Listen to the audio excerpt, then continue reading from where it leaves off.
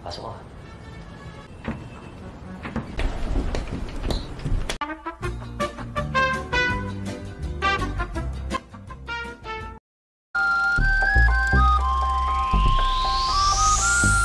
Halo para netizen yang budiman dimanapun kalian berada, bagaimana kabarnya? Kembali lagi dengan saya Bang Ucup, si manusia jadi-jadian yang selalu bahagia meskipun hati sedang terluka. Setelah berabad-abad lamanya, saya tidak pernah upload video lagi, dikarenakan saya selama ini telah melakukan perjalanan untuk mencari dan mengetahui di manakah sebenarnya sosok Dajjal berada. Dan jika saya menemukannya, saya yang akan membunuhnya dengan tangan saya sendiri. Dan karena sampai sekarang saya belum menemukannya, ya saya pun mengurungkan niatan saya tersebut. Bukan karena takut ya karena belum temu aja gitu. Oke. Daripada capek-capek saya ngurusin Dajjal, alangkah lebih baiknya jika saya kembali membuat video alur cerita film yang semoga dapat menghibur kalian semua, sekaligus dapat membuat kalian awet muda. Amin. Dan dalam rangka menyambut pertemuan kita kembali, saya akan merangkum sebuah film yang berasal dari negara tetangga kita, yaitu Filipina, berjudul Kamadora. Film yang berbasis 18 tambah ini menceritakan tentang seorang pramuniaga di sebuah pusat perbelanjaan yang memiliki paras wajah yang cantik dan menggoda, yang dapat membuat para bos di tempat kerjanya maupun para lelaki di sekitarnya tergoda. Di balik paras cantiknya, ia pun memiliki misi rahasia yang akan kita ketahui nanti. Tanpa banyak spoiler di awal, langsung saja miringkan HP dan otak Anda, tutup pintu kamar mandi Anda, hubungi mantan Anda, nyalakan YouTube mode gratis Anda, dan selamat menonton.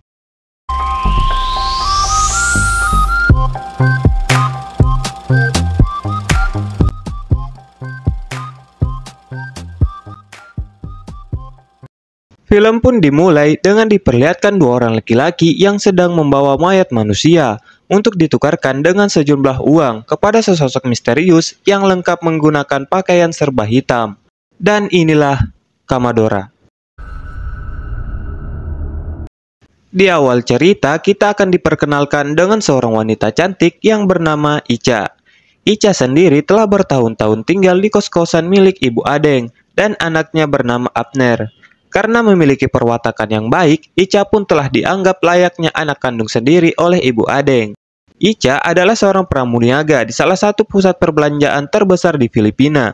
Di sela waktu sebelum jam kerja, Ica dan teman-temannya bergosip kecil-kecilan tentang Pak Manajernya yang mesum. Yang kabarnya Pak Manajer tersebut kerap memanggil para karyawati yang bermasalah ke ruangannya untuk memberikan hukuman kenikmatan jika mereka masih ingin bekerja di sana. Dan inilah sesosok Pak Manajer mesum tersebut. Di waktu aktivitas bekerja, Ica yang sedang melayani customer, secara bersamaan ia melihat ibu-ibu pirang dengan tingkah laku mencurigakan. Lantas ia pun mengikutinya. Setelah keluar dari kamar ganti, si ibu-ibu pirang yang secara tiba-tiba telah berganti baju dan tiba-tiba mengandung, ia pun memberontak terhadap Ica yang dianggap telah menuduhnya tanpa bukti sehingga membuat keributan yang menyebabkan Pak Manajer datang menghampiri mereka. Dan si ibu-ibu pirang tersebut akhirnya harus diamankan dengan keluarnya barang bukti dari perut buncitnya. Si Pak Manajer yang seharusnya berterima kasih ke Ica, malah seketika memarahi Ica karena ia telah membuat keributan dan juga dianggap tidak ramah ke customer. Karena menurutnya pelayanan prima ke customer menjadi prioritas utama SOP kerja di sana.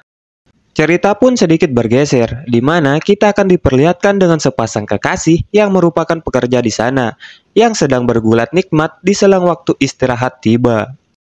Dan tiba saat kembali bekerja, Ica yang sedang melayani customer yang seorang bapak-bapak berkumis kembali membuat keributan yang dikarenakan si bapak-bapak berkumis tersebut terus-menerus melihat belahan pabrik susu si Ica dan mencoba mengoles-ngoles paha Ica dengan jari manis kakinya. Dan hal itu kembali membuat si Pak Manajer datang menghampiri Ica. Alhasil Ica pun dipanggil ke ruangan Pak Manajer. Di dalam ruangan Pak Manajer terjadilah sebuah drama di mana Ica pun menangis meminta maaf dan memohon untuk memberinya kesempatan sekali lagi untuk tetap bekerja di sana karena ia terancam dipecat oleh si Pak Manajer mesum tersebut. Dengan akal busuknya, si Pak Manajer pun memberi kesempatan sekali lagi ke Ica untuk bekerja di sana dengan syarat yaitu seperti yang banyak terjadi di dunia pekerjaan era sekarang. Jika kamu seorang perempuan yang sedang bekerja di suatu perusahaan, jika ingin mendapatkan jabatan yang tinggi ataupun ingin kerja lebih lama di perusahaan tersebut, maka kamu harus siap menerima serangan rudal dari atasan kamu. Dan itulah yang terjadi pada Ica.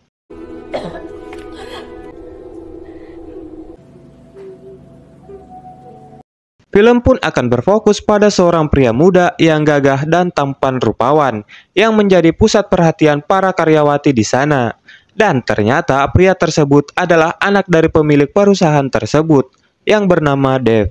Ketika sedang berkeliling-keliling di sana, Dev seketika mengambil sepasang baju dan menunjuk Ica untuk menemaninya, sekaligus memakaikan baju tersebut untuknya. Ica pun ditarik ke dalam kamar ganti dan mengajaknya untuk bercocok tanam ria di sana. Ica pun dengan senang hati menerima ajakan Dev tanpa menolak sedikit pun. Suara permainan mereka itu pun terdengar oleh para bodyguard Dev yang menjaga kamar ganti tersebut agar tidak ada customer lain yang mencoba mengganggu mereka. Ica, kalau yang ganteng disikat, kalau Pak Manajernya harus nangis-nangis dulu baru mau. Dasar munafik lu, Ica. Masuk.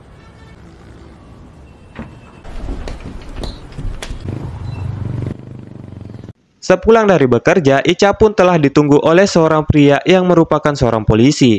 Ia bernama Roman. Di tengah perjalanan pulang, Ica dan Roman terlibat pertikaian, yang dimana ternyata Ica merupakan perempuan simpanan Roman. Karena faktanya, Roman sendiri telah mempunyai seorang istri. Dan jika ia bosan dengan istrinya, Roman pun datang menghampiri Ica, yang tidak lain hanya untuk memanen kebun jagung miliknya. Dan hal itu terpaksa Ica terima karena Ica memiliki utang sebesar 1 juta peso kepada Roman. Dan selain itu, ternyata hanya Romanlah yang tahu di mana keberadaan ayah Ica dan akan berjanji akan memberitahukannya sekaligus melepaskan Ica jika semua utang Ica sudah terlunasi. Setelah berdebat cukup lama, mereka pun kembali baikan dan pada akhirnya mereka pun melakukan aksi bersenam ranjang ria di sebuah hotel di sana.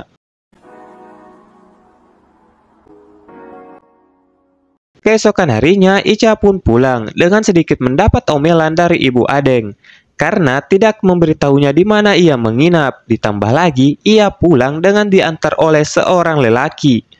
Di saat ia hendak ingin masuk ke kamarnya, si Abner secara tidak sengaja maupun disengaja mengambil kesempatan dalam ketinggian untuk memperhatikan selangkangan di antara paha si Ica yang membuatnya berhalusinasi. Karena tidak puas dengan hanya memperhatikan selangkangan Ica, lantas ia pun segera ke TKP untuk melihat langsung bodi mulus Ica dan kemudian melampiaskan hasratnya tersebut dengan sebuah sabun batang berlubang tengah yang menjadi korban keganasan burung puyuh miliknya. Dan sialnya, belum sempat mencapai klimaksnya, aksi main tangan Abner pun terciduk oleh si Ica yang membuatnya merasa malu. Dan dengan sambil tertawa, Ica pun memaklumi tindakan si Abner, yang menurutnya hal itu wajar ia lakukan, karena ia sedang mengalami masa pubertas di usianya yang baru memasuki usia 17 tahun. Lantas Ica pun memerintahkan Abner untuk memberikannya pembalut, dengan imbalan ia tidak akan memberitahukan kelakuannya itu kepada ibunya.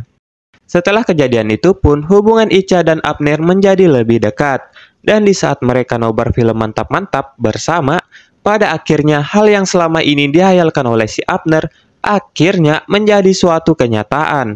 Hal itu pun terlaksanakan ketika si Ica yang sudah mulai sakne seketika menyergap Abner untuk kemudian meraba tubuh Abner. Dan hal yang sangat mengenakan pun terjadi. Tetapi karena si Ica lagi welcome bulan, Abner pun harus menerima kenyataan bahwa ia tidak dapat langsung merasakan lubang kebun jagung milik si Ica, melainkan hanya burung puyuh miliknya dijadikan sebagai es krim oleh si Ica. Lanjut cerita, di suatu hari Ica memohon pamit kepada Bu Adeng bahwa ia akan pergi ke suatu tempat yang memungkinkannya tidak akan kembali di sana untuk waktu yang lama. Ica pun memberikan sejumlah uang ke Bu Adeng untuk membayar kos bulanannya. Dan hal itu cukup membuat Bu Adeng dan Abner merasa bersedih. Niyo akong anak tsaka kapamilya dito. Kulang ako ng okra. Kemudian cerita pun beralih dengan memperlihatkan Roman yang datang ke tempat kerja Ica untuk mencari Ica di sana. Namun, teman-teman Ica mengatakan bahwa Ica tidak sedang berada di sana dikarenakan ia telah beberapa hari mengambil cuti bekerja. Tetapi Roman tetap kekeh untuk mencari Ica yang pada akhirnya si Pak Manajer mesum pun harus menjadi sasaran amukan Roman. Di mana si Pak Manajer dengan tanpa perlawanan menerima beberapa pukulan Roman. Dikarenakan Roman telah mengetahui si Pak Manajer adalah orang yang mesum yang telah beberapa kali mencabuli para pramuniaga di sana, termasuk si Ica. Di tengah keributan tersebut, tiba-tiba muncullah sesosok misterius yang dengan berpakaian serba hitam yang menyelinap masuk ke toko tersebut. Dan nampaknya ternyata orang tersebut tidak lain adalah si Ica. Dengan senter di tangannya, Ica pun dengan tanpa diketahui berhasil masuk ke dalam salah satu ruangan toko tersebut untuk kemudian dengan mudahnya membuka brankas toko untuk mengambil sesuatu yang berada di dalam brankas tersebut. Dan setelah itu, Ica pun pergi ke bagian audit untuk membakar seluruh isi gedung yang seolah-olah kebakaran tersebut disebabkan karena terjadinya korsleting listrik. Dan ternyata Ica dan Roman telah bersekongkol untuk merencanakan pembakaran gedung tersebut. Dan dengan terpaksa, Roman harus menembak mati salah satu teman dekat Ica. Karena ialah satu-satunya orang yang melihat Ica melakukan pembakaran tersebut.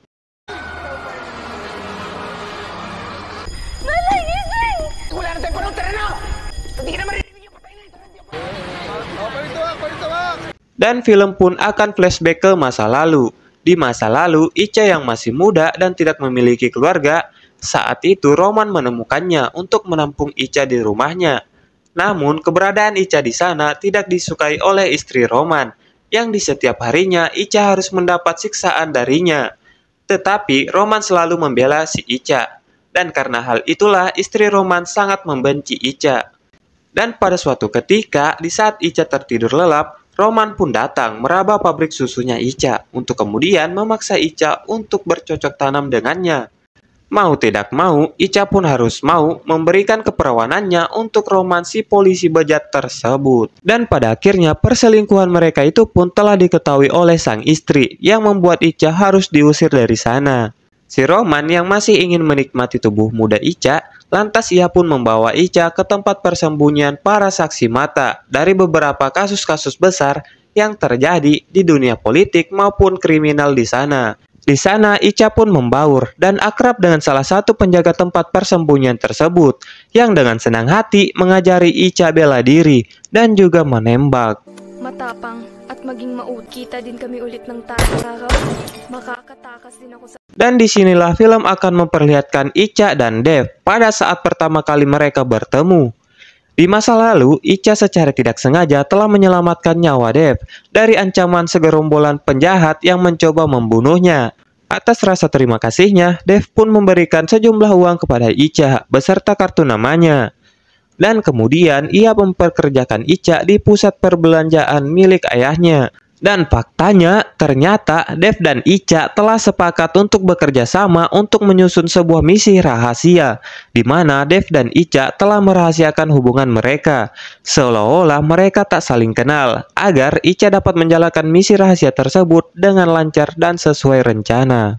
Dan salah satu rencana itu adalah Ica dengan sengaja membuat keributan agar ia dipanggil ke ruangan Pak Manajer untuk dapat memanipulasi sistem keamanan gedung.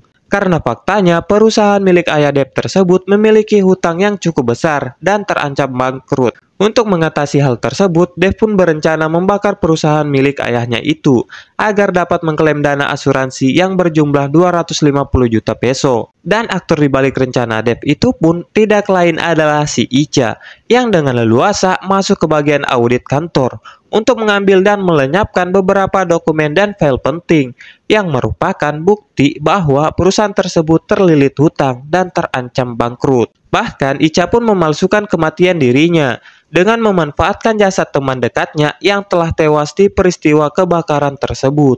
Dan berita kematian Ica itu pun kembali membuat Bu Adengda Abner merasa sangat terluka. Ngeri juga ini Ica, cantik-cantik tapi licik ternyata. Dengan berhasilnya rencana tersebut, Dev dan Ica merayakan hal tersebut dengan sebotol anggur hijau atau ajo sambil menikmati indahnya suasana perdesaan di sana. Di tengah momen tersebut, Dev pun berkata bahwa ia akan segera menikah dan kemudian memberikan Ica sejumlah uang untuk memulai kehidupan barunya. Mendengar hal tersebut membuat Ica merasa gelisah dan bersedih dan dalam hatinya berkata, "Kenapa coba bukan gua yang lu nikahi?" Tetapi di sisi lain, Ica juga sadar diri bahwa dirinya hanyalah seorang wanita biasa yang tidak punya siapa-siapa, dan jika bukan karena Dev, pasti hidupnya akan sengsara seperti dulu. Mereka berdua pun mengakhiri momen indah tersebut dengan kembali melakukan aksi senam ranjang secara sukacita. Mendekati penghujung film, terlihat Ica yang sedang berada di sebuah bis, di mana ia akan pergi ke suatu tempat di mana ayahnya berada. Karena akhirnya ia pun dapat membayar hutangnya kepada Roman dari uang yang diberikan Dev. Di tengah perjalanan, Ica pun teringat masa lalu, di mana kita akan diperlihatkan dengan kejadian di masa lalu. Yang saat itu, Ica yang masih segar-segarnya hampir menjadi korban pemerkosaan ayah tirinya. Dan untung saja, ayah kandung Ica tiba di saat yang tepat untuk menghentikan kelakuan bejat ayah tiri Ica. Mereka pun berduel, yang pada akhirnya ibu Ica pun harus menjadi korban salah sasaran tembak oleh ayah tiri Ica yang sedang mabuk. Di saat yang sama, muncullah Ica dari belakang layar, dengan seketika menusuk punggung ayah tirinya, yang membuat ayah tirinya tewas di saat itu juga. Tidak tega melihat anaknya yang masih di bawah umur mendekam di penjara, maka ayah kandung Ica pun membuat skenario seolah-olah dirinya lah yang telah membunuh ayah tiri Ica. Ayah Ica pun dibawa dan diamankan oleh pihak kepolisian. Namun sebelum kepergiannya, ayah kandung Ica berpesan kepada Ica bahwa ia harus tetap hidup dan berjanji akan menemui dirinya. Dan di momen itu pula awal terjadinya pertemuan Ica dan Roman, di mana Roman membawa Ica pulang ke rumahnya dan berjanji akan menemukan Ica dan ayahnya. Hanapin mo ako.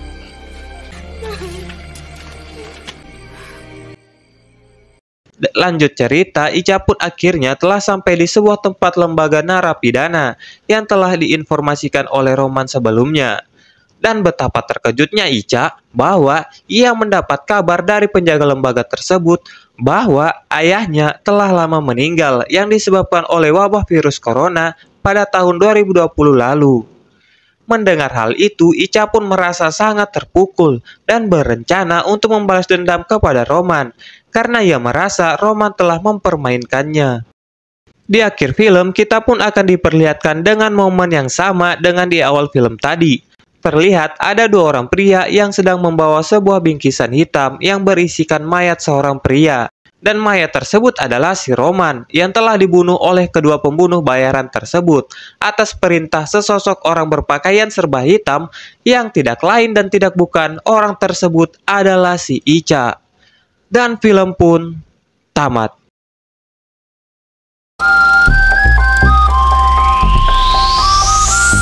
Dan itulah tadi seluruh alur cerita dari film yang berjudul Kamadora. Menurut pendapat saya pribadi, film ini cukup seru untuk ditonton.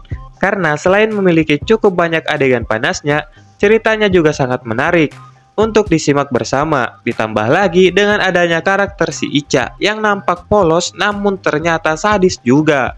Jika kalian punya pendapat tersendiri, tulis di kolom komentar.